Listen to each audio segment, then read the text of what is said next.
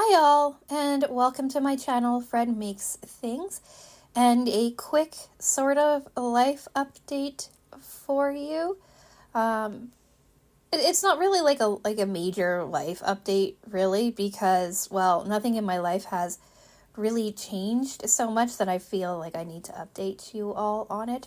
But I did want to quickly talk about why I am taking a quick break from the Moonlit Mountains cross-stitch project and why we are starting something new, and then what we are starting, I guess. So you're looking at what we're doing next. This is me in real time, not cutting anything out as I'm working on it, just for you to kind of have something to look at while I talk. I'm hoping that this will be a pretty quick video to get out for you because, like I said, there's really not much to say. So, yeah, why am I not doing the Moonlit Mountains, continuing with the Moonlit Mountains cross-stitch? Basically, I don't have time. I ran out of time.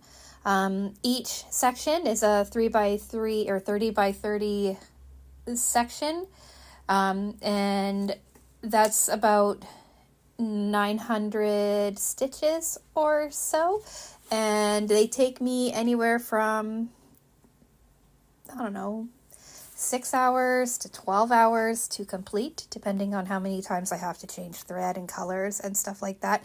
And that's a lot of time to invest in it. And since I got the boys in the basement, right, the 5 colony cats that I've been taking care of, I just haven't had the time to be able to sit down and concentrate so deeply on the project.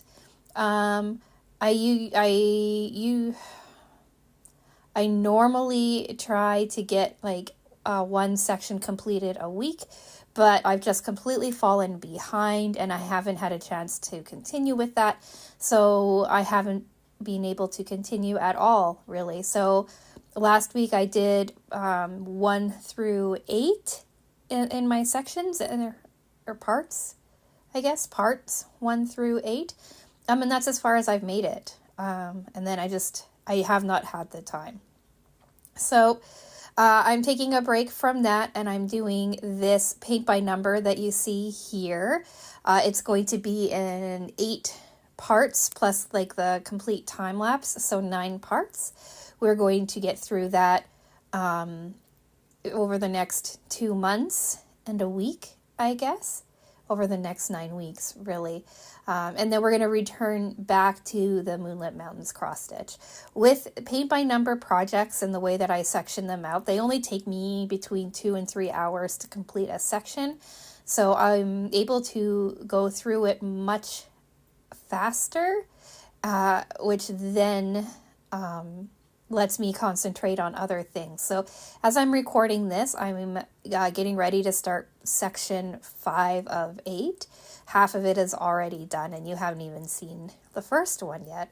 So because of that, I'm going to have the time that I need to catch up on my cross stitch, if that makes sense. So I'm going to finish this paint by number off probably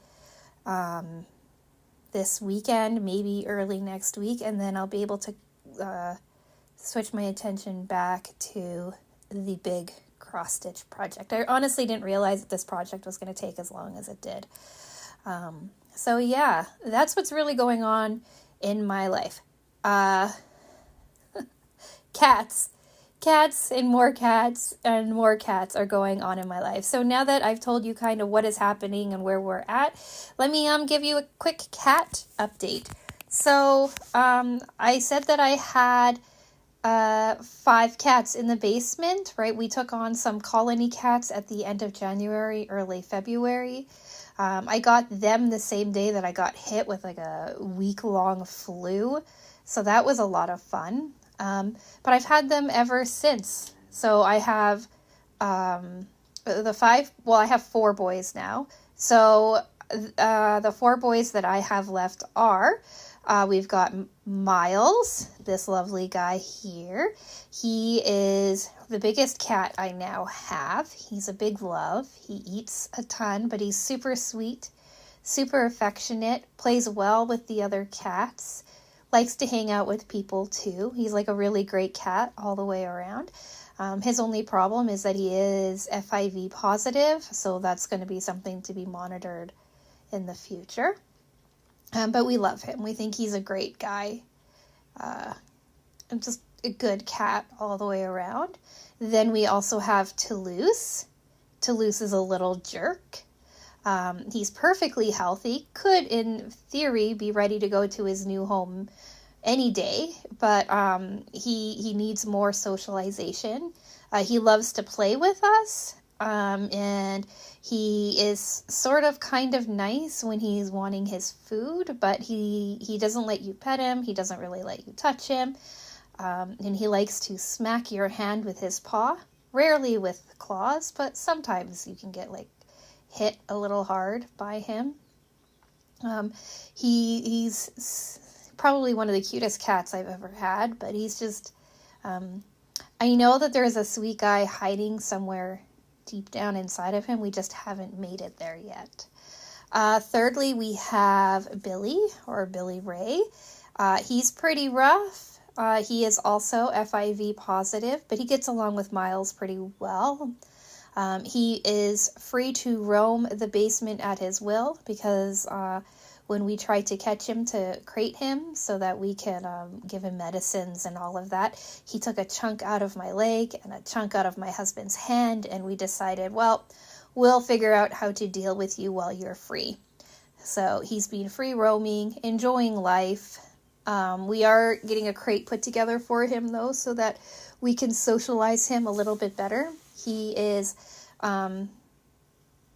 he sniffs our hands. He kind of sometimes lets us scratch his head. He plays well with the other cats. Him and Toulouse are pretty close. They were captured together, and when given the choice, he will sleep outside of Toulouse's cage with him. So they're a pretty cute little couple together.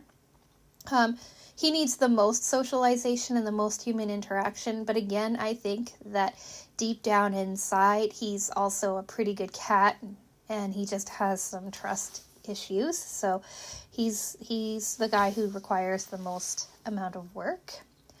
And then fourthly, we've got Berlioz. He's all black. He's got a little white on his chest and on his belly. He's a great cat. He's the youngest of the group, I believe. He's very active, very energetic, absolutely loves people, loves his other cat friends, I believe, but he is FELV positive, so feline leukemia positive, so he has had to be in isolation, which kind of sucks for him because he really just wants friends and freedom. And he doesn't really have either. He leaves Bill alone, so we do take him out every day and play with him and give him the love and affection that he needs. But we are looking forward to the day where he manages to go somewhere where he can just be loved on without having to worry about him infecting other cats, because feline leukemia can be quite contagious.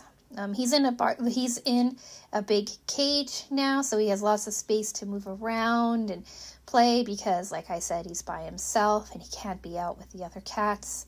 So we do what we can to make him happy, but it's no fun being cooped up. And then finally, Thomas O'Malley.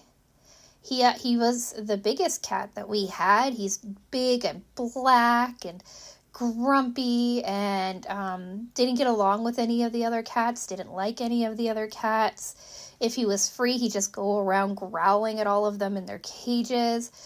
Kept trying to get into fights with Bill, so he was mostly isolated from all of them. He also is feline leukemia positive, so he had to be isolated.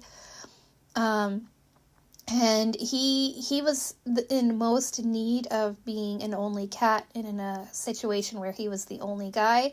So I want to say 2 weeks ago, he went to a new foster home where he is the only cat. It's just his foster mom and him. And now he gets to live his best life as like a pampered dude waiting for his forever home.